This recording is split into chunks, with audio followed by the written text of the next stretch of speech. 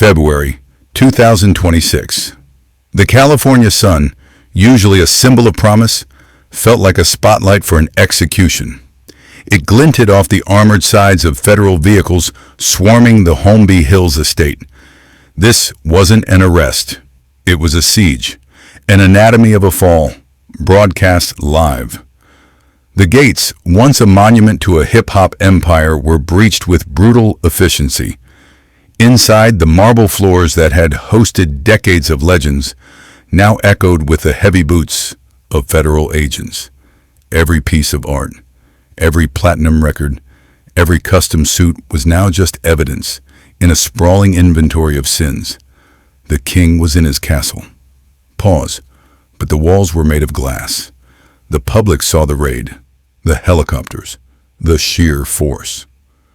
What they didn't see was the digital tomb agents were exhuming from his servers. The real horror was always in the archives. The arrest itself was a formality, a quiet procedure stripped of all glamour. The hands that once held champagne flutes and Grammys were bound by cold steel. The public relations crisis was immediate, a digital wildfire consuming a 3-decade legacy. But the civil suits were the true onslaught, a chorus of ghosts, each stepping from the shadows of non-disclosure agreements with their own chapter of a dark biography. They spoke of coercion, of violence hidden behind the velvet ropes of VIP rooms. Then, the old whispers returned.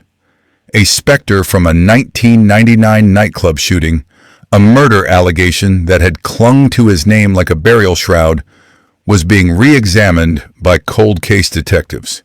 It was no longer just about sex and power. Pause. It was about a foundation of fear. The empire, it turned out, wasn't built on beats and liquor. It was built on silence.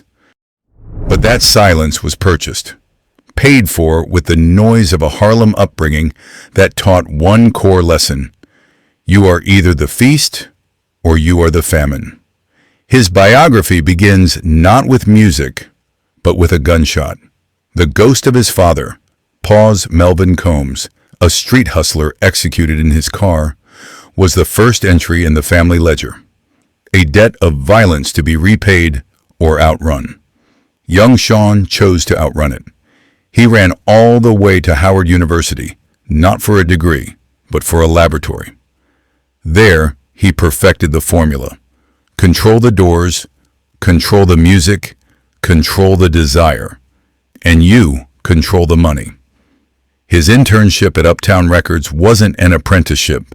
It was an audit of a decaying empire, a search for weaknesses he could later exploit. When he was fired, it was a promotion. The birth of Bad Boy Records wasn't a creative dream. It was the laying of a foundation stone for a fortress. He wasn't just hungry, he was starving. Pause. And his ambition wasn't to get rich. It was to become so wealthy that the past itself could be declared bankrupt. The fortress grew into a glittering skyline. This was the anatomy of his power in the late 90s. The Jiggy era, the bling epoch. It was a calculated assault on the senses. The shine of the suits, the weight of the platinum, the endless fountains of cristal. It was all armor, a dazzling shield designed to blind onlookers to the machinery operating just behind the velvet rope. His greatest asset was a poet from Brooklyn named Pause Christopher Wallace. The notorious B.I.G. was the voice, the soul, the raw material from which the first billion was smelted.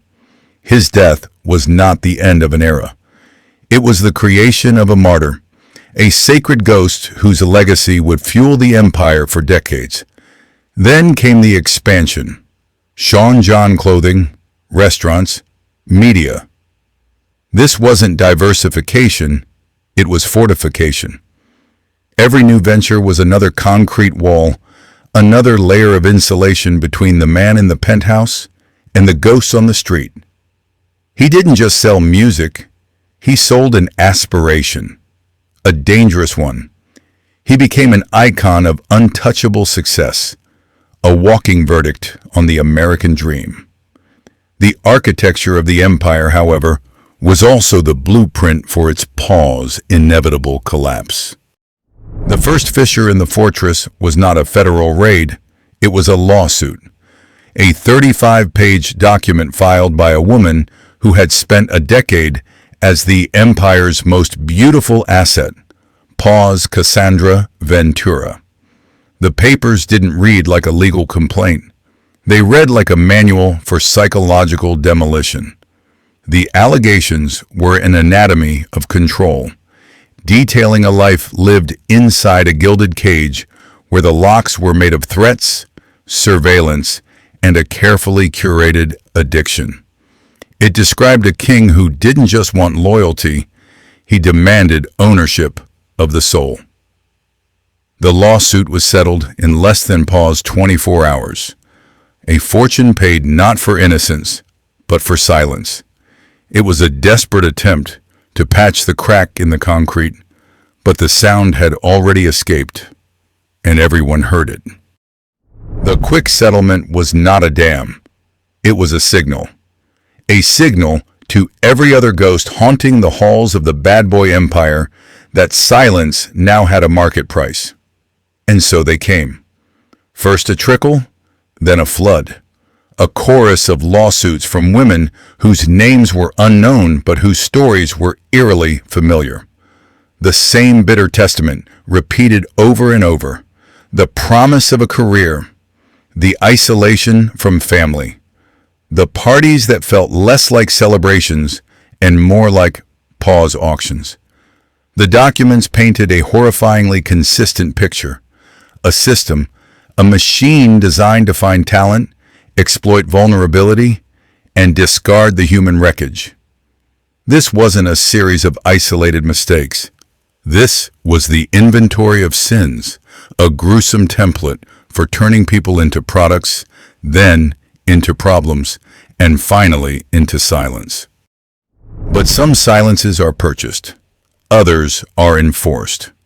Amidst the blizzard of digital documents and depositions, one name began to glow with a strange heat, only to vanish completely. A young producer, a prodigy who had been inside the machine during its most gluttonous years. He was on the witness list, a linchpin for at least 3 separate accusers. Then, he was gone. Not just from the legal papers, from life. His digital footprint, scrubbed clean. His last known address, an apartment that smelled faintly of bleach and vacancy. The official story was a sudden relocation, a desire to escape the media circus. But in the architecture of this scandal, there are no clean escapes, only trapdoors. Investigators believe he wasn't just a witness, he was an archivist. He held the keys to the real vault, hours of unedited audio from studio sessions, the so-called dungeon tapes. Raw audio is different from polished video. It captures the moments in between takes, the casual cruelty, the negotiation of a soul, discussed with the same cold calculus as a sample clearance. The tapes are the missing evidence, the true anatomy of the enterprise. They don't just show the crime, they show the pause business plan. And the man who held them has become a ghost in the federal files. The hunt for a living ghost unearthed a real one. As the foundations of the Combs empire cracked, the ground split open and gave up its dead. A name from decades ago. A murder long since relegated to the cold case files of a forgotten precinct. A rival promoter from the early days, found in his car with 2 bullets in his chest and a business proposal on the passenger seat. The official investigation at the time was a masterpiece of incompetence, or perhaps a masterpiece of compliance. Key witnesses recanted their statements, Security footage was inexplicably corrupted. Pause. Combs himself had a rock-solid alibi attending a high-profile charity event, an alibi that cost a fortune to construct and maintain. Now that case is being re-examined, not as a random act of street violence, but as Exhibit A in a pattern, the first brick in a wall of intimidation and control. The current federal case for racketeering provides a new, terrifying lens. It suggests that the rot didn't start with the parties and the private jets. The rot was the foundation, the original sin of an empire built on the silence of others.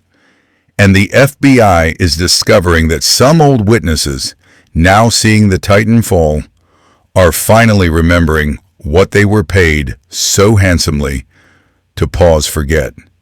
But a federal courtroom is a cold, sterile place, a place where memory, once a commodity to be bought and sold, became the prosecution's sharpest scalpel. The trial was not a spectacle of celebrity.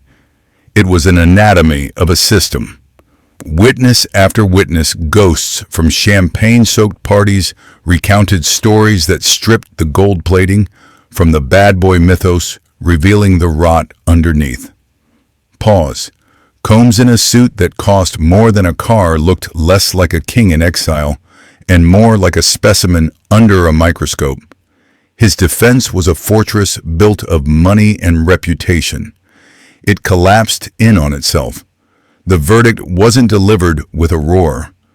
It arrived with the quiet finality of a morgue report. Guilty. The sound of the gavel was not a crack of thunder. It was the sound of a vault door being sealed from the outside. The man who built an empire on the illusion of control had lost his own. This was the true sentence.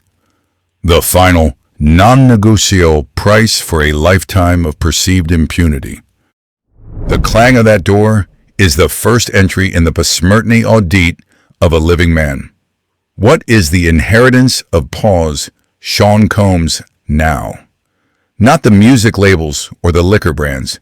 Those are just oblomki imperii, assets being liquidated to pay for the sins of their creator. His true legacy is a cautionary tale written in concrete and steel. A Gorky Zavishanya that power doesn't just corrupt, it insulates. Until it doesn't. His name, once a synonym for hustle and black excellence, is now a permanent stain. A digital tomb from which there is no escape. Every hit record is now haunted by the testimony. Every iconic photo is a ghost of a man who is already falling. The expedited appeal is a footnote, a legal twitch from a fallen titan. But the real sentence has already been carried out by history. The future is no longer about a comeback. It is about the cold, quiet accounting of an iskalichna sudba, forever trapped in the amber of its own pause disgrace.